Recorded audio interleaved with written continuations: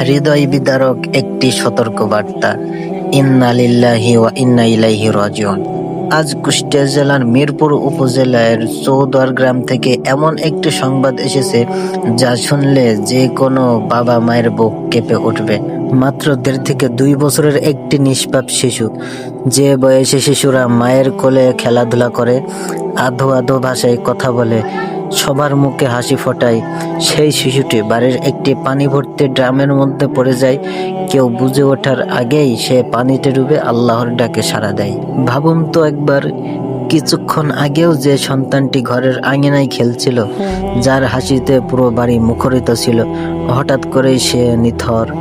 তার মা বাবা হয়তো এখনো বিশ্বাস করতে পারছেন না যে তাদের কলিজার টুকরো সন্তান আর কখনো মা বাবা বলে ডাকবে না।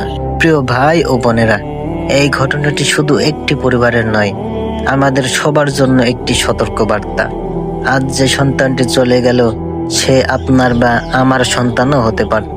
মৃত্যু বয়স দেখে আসে না। আল্লাহ যাকে যখন ডাকেন তখন কোনো শক্তিই তাকে ধরে রাখতে পারে না।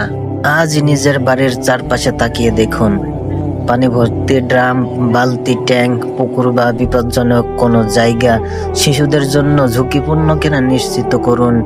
একটি ছোট্ট অসতর্কতাও সারা জীবনের কান্নায় পরিণত হতে পারে। আসুন আমরা সবাই সেই নিষ্পাপ শিশুটির জন্য দোয়া করি। হে আল্লাহ, এই ছোট্ট শিশুটিকে জান্নাতুল ফেরদাউসের মেহমান বানিয়ে দিন। তার মা বাবাকে ধৈর্য দান করুন। আমাদের সন্তানদেরও সব ধরনের দুর্ঘটনা থেকে হেফাজত করুন, আমিন। মনে রাখবেন, আজ অন্যের ঘরে কান্না, কাল হয়তো আমাদের ঘরেও হতে পারে। তাই সচেতন হন, সন্তানদের নিরাপদ রাখুন এবং মৃত্যুর আগেই আল্লাহর দিকে ফিরে আসুন।